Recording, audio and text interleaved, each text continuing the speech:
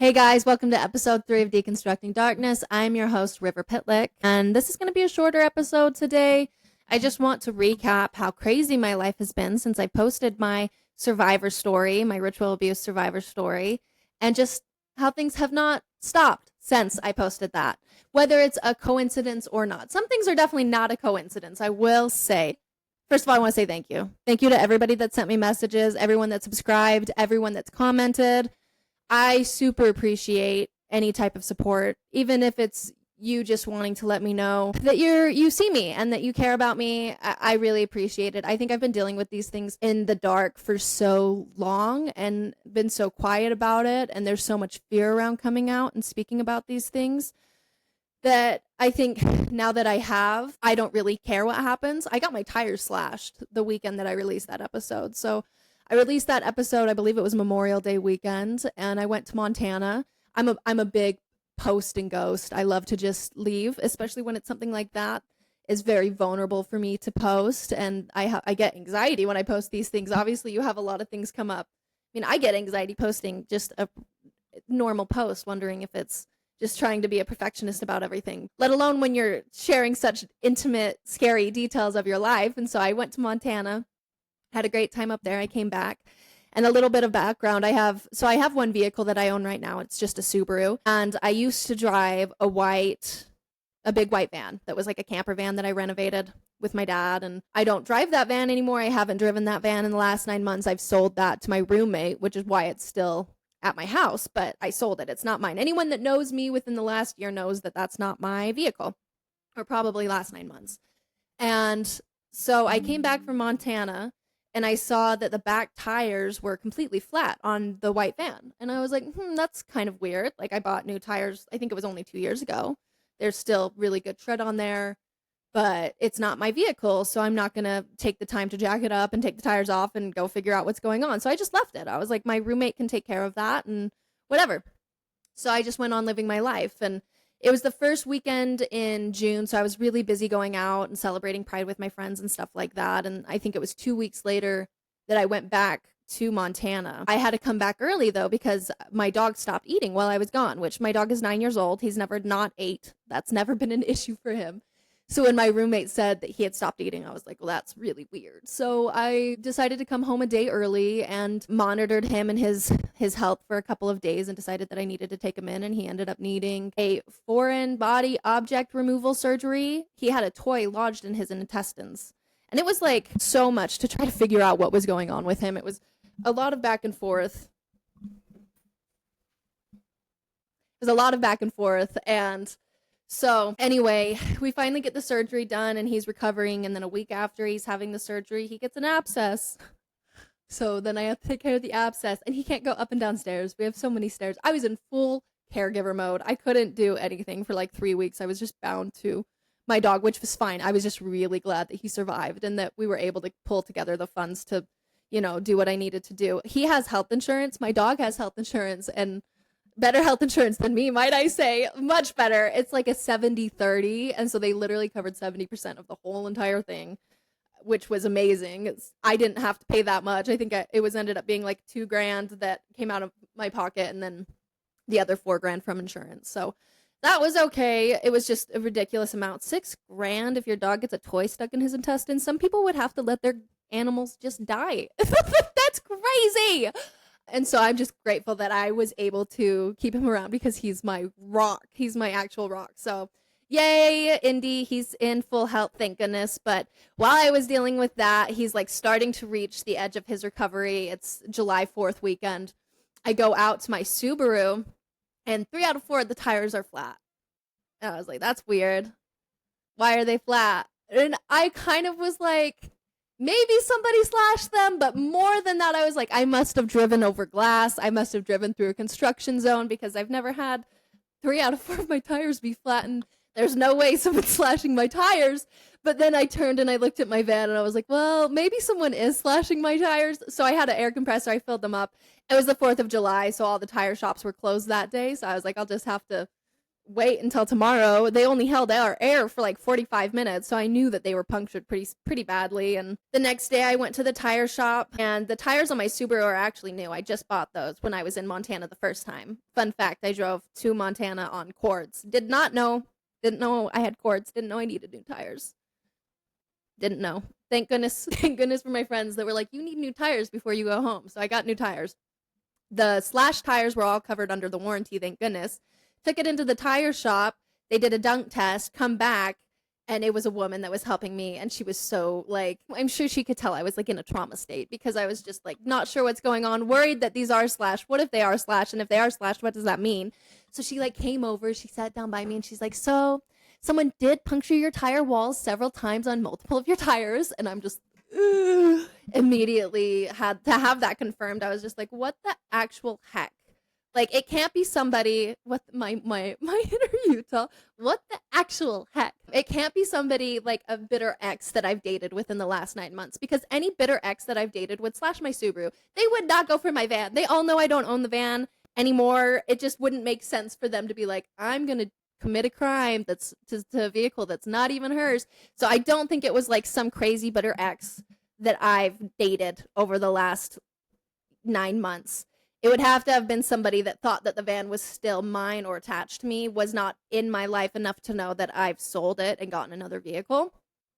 And also, they must have been driving by for like a month, seeing how flat my tires were and being like, do they even know that I slashed them? Does she even know I slashed her tires? Because she's not taking it off. I don't know I just don't know. I don't know if they inferred that I was driving the Subaru and that's why they slashed the Subaru tires. I have no idea. Maybe they were watching me. Either way, they were pissed that it wasn't enough. And so they came back and hit my Subaru. And so anyway, but the July 4th that they slashed my tires and I pumped it up, I started driving my car because I had to go run errands. While I was driving my car, my low oil light came on. And I was like, are you kidding me? So I went to an AutoZone. There was like no oil in my car. I'm not even due for an oil change for another 1,000 miles. I was going to say it could have been me. Subarus do burn oil. I learned that a hard way on my first Subaru. Whoops. But they do burn oil. But like I've checked that and there's no way that it would be completely empty. But there was also no oil in my driveway. So then I'm like, did they bring a drip pan and drain my oil? I have no idea. It could have just been me not checking my oil and it was incredibly low. I have a video. I literally pulled the dipstick out and there was just a drop on the very end. And I was like, ooh. So anyway, top that up with oil.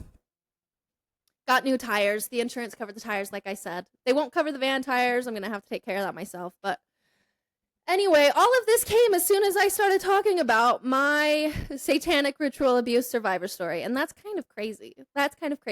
I think to see it physically manifest, like I have been dealing with this type of energy of people trying to keep me quiet, people trying to censor me, suppress me, trying to, hurt me financially, any way that they can. Just like systematically. It doesn't even make sense, but this is what happened. So anyway, I'm glad that I finally have some sort of proof, I think that I've been going through such a living hell dealing with psychic attacks. And I've gotten to the point where I'm really good at keeping myself protected spiritually, keeping myself protected energetically, making sure that I'm cutting off any cords or attachments that might emerge, not letting people be able to like have access to my energy that don't have good intentions. So I've gotten really good at this. And so I think that I've noticed over the last year a big drop off in the ways that they can access me spiritually. So it's interesting to see it happen physically, if that makes sense.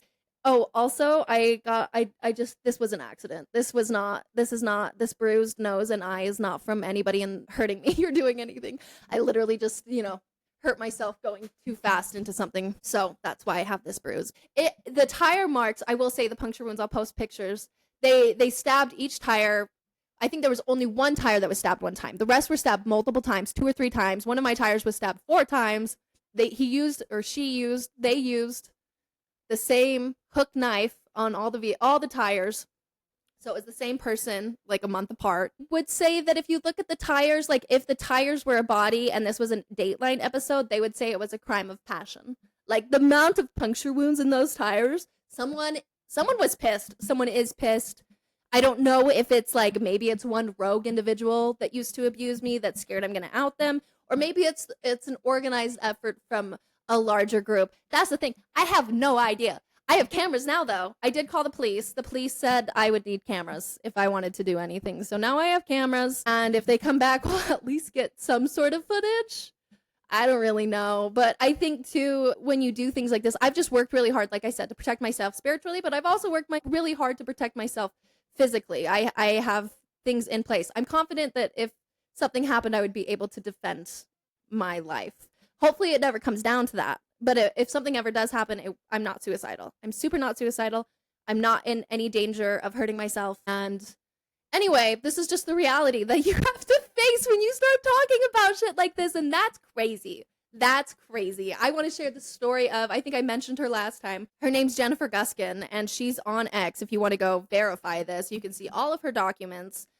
She's been in court, I believe. I think it's with the CPS. I think it's in Maryland, because they took her kid away from her when she started speaking out against Jeffrey Epstein. So back in 2018, I think she started speaking out. She was trafficked to a lot of like high-ranking politicians, government officials. She's came out, said that she saw Bernie Sanders getting blackmailed. She remembers presidents that she was trafficked to. Just really serious, high-ranking government officials. She was in the whole Epstein crew. I don't think she wasn't trafficked by Jeffrey Epstein specifically, but it was his whole ilk.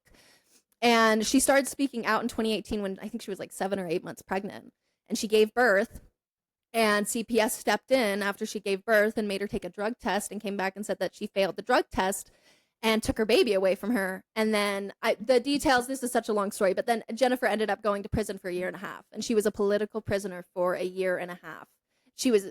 The system completely took advantage of her. And she wasn't able to be a mother for the first 1.5 years of her kid's life to her baby. And just all of these really horrific things happened to her. Just an insane story that really did happen, that a survivor of government trafficking came forward and then was a political prisoner, had her child taken away from her, and she was stuck in a jail cell for 1.5 years. That's insane. I might not agree with a lot of the ideologies and political beliefs of some of these people, Jennifer included, but I'll always support survivors of this abuse, no matter where they wound up, whether they're using Jesus or they believe in their own power or they believe in Donald Trump's power. I don't, right? Like, I know where I stand and I know how I heal, but everyone's going to come to a different place in their processing. And I support whatever one has to do to try to get out of the binds of ritual sex abuse and all of these different things.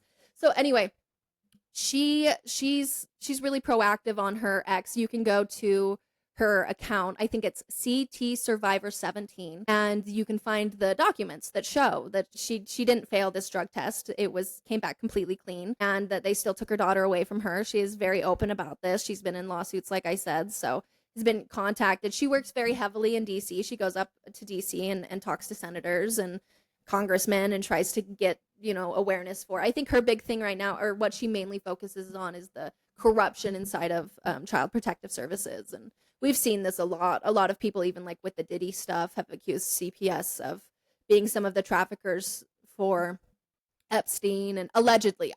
Obviously it's all alleged. This is all alleged. It's just crazy what happens when you come out against the system. The system will come after you. And I'm not like worried, like I don't have kids that they can take away. I feel like I can protect myself physically if I need to, and spiritually and emotionally and so on and so forth. But it's still a crazy reality that people have to face. And I think it's also really tricky because I think ritual abuse survivors are some of the most complicated people that you could probably ever meet. Said lovingly, we all have extremely complex stories, and especially the ones that are older. It's really hard to know what layers have been perpetuated inside an individual, and the levels of consciousness. And so this stuff gets really, really sticky, and it's meant to be sticky because the stickier it is, the harder it is for us to figure out. And then that means that it's easier for us to just say, oh, this isn't happening. Just don't look at this. Just forget it. It's too hard to understand, instead of actually sitting with it and trying to sort through the pieces.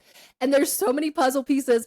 And I will say that you just got to be careful. You just have to be careful. If you're another survivor, if you're interacting with other survivors, do your research, trust your gut, and listen to yourself more than anything else. You're going to be your best barometer for knowing where people are at in their own journeys. And it's really hard. This is just a very tricky situations to try to navigate. I do feel like it's getting easier for me in a lot of ways. And I'm very grateful to the people that have reached out that are also survivors that have told me that they've been able to relate to my story. And I'm continually shocked at how many of us there are. So you aren't alone. You don't need to be scared if you're another survivor. And if you aren't a survivor, believe survivors, rally around survivors. This shit's real, it's systematic, and they try to keep us quiet. So, anyway, thanks for watching. Thanks for listening. I'll be back with more. And I hope you guys have a good day.